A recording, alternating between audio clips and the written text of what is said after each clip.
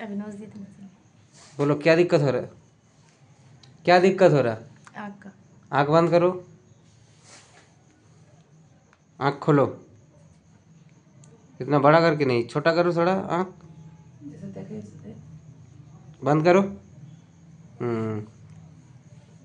Right sided painful stye along with that itching and burning.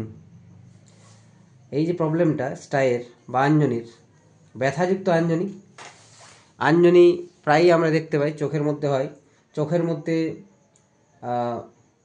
Boil like eruption হয়। Actual এটা আপার আইলিডেও হতে পারে, অর্থাৎ উপরের চোখের পাতাতে অথবা নিচের চোখের পাতাতে, ডান দিকে অথবা বাম দিকে অথবা দুই সাইডে একসাথে, এইরকমভাবে হতে পারে, হতে দেখা যায় প্রায়। ছেলে মেয়ে সবারই ক্ষেত্রে এটা হতে পারে, বড় ছোট সবারই ক্ষেত্রে এটা দেখা যায়। তো এই কেসটা ওই রকমই একটা কেস, স্টাইয়ের কেস, অর্থাৎ আঞ্জনির একটা কেস। আমাদের গ্রাম বাংলাতে অনেকে এটাকে অর্জুনা বলে থাকে, যেটা নাম হচ্ছে অ্যাকচুয়ালি বাংলাতে আঞ্জনি এবং ইংরেজিতে স্টাই। এই স্টাইগুলো খুব ডিস্টার্ব করে, কারো কারো এই ধরনের স্টাই রেকারেন্ট হতে দেখা যায়, মানে হয়তো 2 মাস পর, 3 মাস পর, 6 মাস পর হতেই থাকে একবার করে। তো এই ক্ষেত্রেও হোমিওপ্যাথিতে ভালো ট্রিটমেন্ট আছে যাদের রেকারেন্ট স্টাই হয়, অথবা যাদের হয়তো একবারই হয়েছে, যেমন এই ক্ষেত্রে এর কখনো হয়নি আগে, এই একবারই হয়েছে। এই ক্ষেত্রেও অ্যাকিউট কেসেও স্টাইয়ের খুব ভালো ট্রিটমেন্ট হোমিওপ্যাথিতে রয়েছে। তো মোস্টলি আর্লি স্টেজে এই ধরনের স্টাইয়ের কেসগুলোতে বেলেডোনা, হিপারসাল, মাক্সল, সাইলেসিয়া এগুলো এসে থাকে আর্লি স্টেজে একদম। বেলেডোনা অ্যান্ড হিপারসাল এই দুটো ওষুধ কিন্তু খুবই খুবই কমন ব্যথাযুক্ত স্টাই আর্লি স্টেজে, অ্যাকিউট স্টেজে। আর যখন পুরনো হয়ে যায় এই স্টাইগুলো বারবার হচ্ছে অথবা অনেক পুরনো হয়ে গেছে, অনেক দিনের পুরনো প্রবলেম, সেই ক্ষেত্রে স্ট্রাবিসেগ্রিয়া, পালসটিলা, থুজা, সাইলেসিয়া, মাক্সল, রাস্টক্স এই ধরনের ওষুধগুলো মোটামুটি মোস্টলি এসে থাকে। তবে স্টাইয়ের ক্ষেত্রে সালফার কিন্তু খুব কমন মেডিসিন নয়।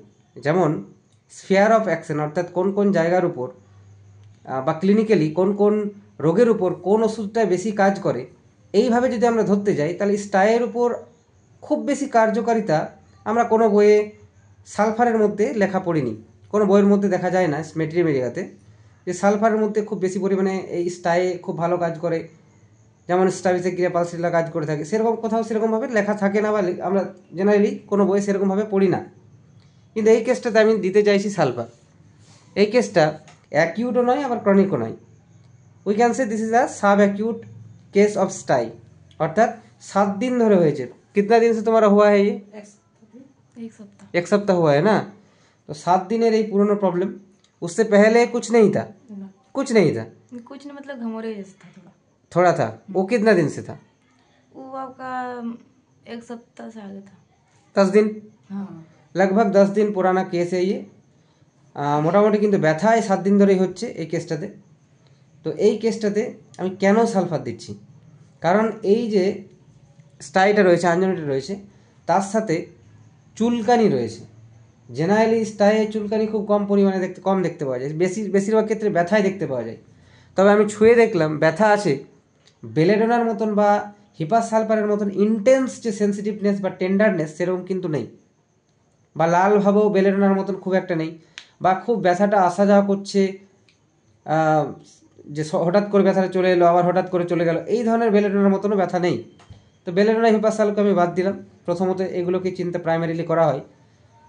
সালফারটা দিতে চাইছি এই জন্যে যে ব্যথা তো আছে, টিপলে ছুলে ব্যথা করছে, এতটাও সেন্সিটিভনেস না থাকলেও ব্যথা আছে। दवाई दर्द हो रहा है ना, थोड़ा छू के दिखाओ, जोर से दबाने से दर्द हो रहा है या धीरे दबाने से?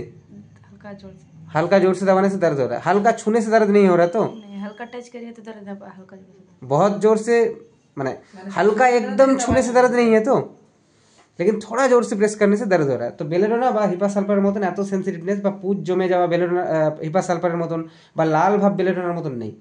আমি এখানে সালফার দিতে চাইছি এই জন্যে, এখানে ব্যথা তো আছেই, তার সাথে চুলকানি এবং জ্বালা আছে। तुम्हारा खुजली हो रहा है इसमें? नोचा था बहुत, खूब इरिटेट, बहुत ज़्यादा इरिटेट हो रहा है, ऐसे ऐसे हाँ, क्या करने का इच्छा कर रहा है? लारों पर नोचे, नोचते रहने का। कैसे कर रहे हो घर में? वो ऐसे सर, ऐसे ऐसे करते रह रहे हो, रगड़ने का मन कर रहा है।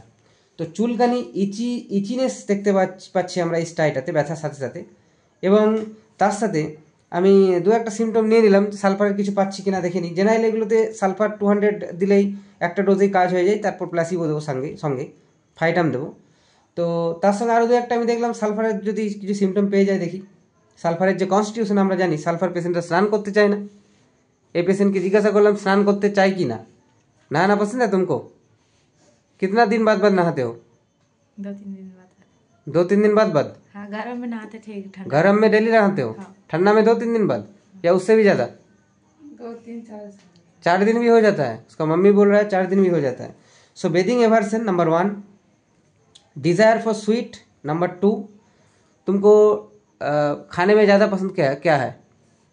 खट्टा, मीठा, तीखा, नमकीन, ये सब में से? झाल और खट्टा। और मीठा पसंद नहीं है? मीठा पसंद, तीनों कितना पसंद है? बहुत। बहुत पसंद है मीठा, ঠিক আছে। তো এই ডিজায়ার ফর সুইট এটাকে ধরলাম আমি। বেদিং এভারসেন স্নানে অনীহা, স্নান করতে চায় না। এবং অ্যাঙ্গার ভেরি ইজিলি, রাগ খুব সহজেই চলে আসে। তার সাথে पेशेंट गरम का तो ठंडा और गर्मी में तुमको कौन सा मौसम अच्छा लगता है? ठंडा का मौसम पसंद है या गर्मी का मौसम पसंद है? गर्म का। क्या बोल रहे हो? गर्मी पसंद है। गर्मी क्यों पसंद है? गर्म में नहाते हैं, ठंडा में नहाने इच्छा नहीं नहीं, वो नहाने वाला प्रॉब्लम बात छोड़ दो। ऐसे तुमको ठंडा ज़्यादा लगता है या गर्मी ज़्यादा लगता है? माने बर्दाश्त ज़्यादा कौन सा मौसम नहीं होता है, या फिर ज़्यादा बर्दाश्त कौन सा मौसम होता है, ये पूछ रहे। बर्दाश्त नहीं होता। गर्मी बर्दाश्त नहीं होता है, ठंडा बर्दाश्त हो जाता है। तो तुमको देख के ही लग रहा है। तो पेशेंट একটু কনফিউজ ছিল। পেশেন্ট আমার ড্রেস বা ওর মায়ের ড্রেস দেখলে বোঝা যাচ্ছে কতটা ঠান্ডা আছে এখানে। এটা চলছে আজকে হয়ে গেল 9 ডিসেম্বর। তো ঠান্ডা ভালোই আছে। এখন বাজছে 7টা, 9 ডিসেম্বর সন্ধ্যা 7টা বাজছে প্রায়। তখন আমি এই ভিডিওটা রেকর্ডিং করছি। তো পেশেন্টের ড্রেস দেখে বোঝা যাচ্ছে পেশেন্টের শীত কাতরতা নেই, বরঞ্চ পেশেন্ট একটু গরম কাতর, হট পেশেন্ট। পেশেন্ট কনফিউজ ছিল তাই বলতে পারছিল না। পেশেন্টের ড্রেস দেখলেই বোঝা যাচ্ছে। পেশেন্টের ফিজিক্যাল মেকআপটাও সালফারের মতন। তো এই যে ব্যাপারটা, এইগুলোর জন্য আমি পেশেন্টকে সালফার দিতে চাই। জাস্ট সালফার সিঙ্গেল ডোজ দেবো 200 পোটেন্সি, এবং তার সাথে পেশেন্টকে স্যাকলেক দেবো এবং 2 दिन পর রিপোর্ট দিতে বলবো। 2 दिन পর আমি এই কেসটা फॉलो अप अवश्य देওয়ার চেষ্টা করব। ये जो दवाई दे रहे हैं, ये दवाई खिला के ठीक हो ना हो एकदम ख़त्म करके रिपोर्ट दीजिए, ठीक है? ठीक है। और कुछ बोलना है तुमको? তাহলে এই কেসটাতে আমি সালফার দিচ্ছি। Painful stye with itchiness which after scratching there is burning sensation. अच्छा, तुमको खुजली करने के बाद जलन लहर कुछ हो रहा है? हाँ, नोचने के बाद जलन हो रहा है। এটা একটা symptom. Bathing aversion, desire for sweet, anger easily, patient is hot. So এই সিমটমসগুলোকে আমি যদি কালেক্ট করে একত্রিত সামগ্রিক লক্ষণ হিসেবে দেখে নিই, সিমটম টোটালিটি যদি আমি দেখি, তাহলে sulphur is the indicated medicine. এই যে ব্যাপারটা, যে পেশেন্টের কী কী সিমটমস আসছে এবং কোন সিমটমসগুলোকে তার মধ্যে নেব, কোনগুলোকে আমি বাদ দেবো, এগুলো খুবই ইম্পর্ট্যান্ট। তো এই জন্য বলা হয় symptoms mean, sorry, totality means not numerical totality.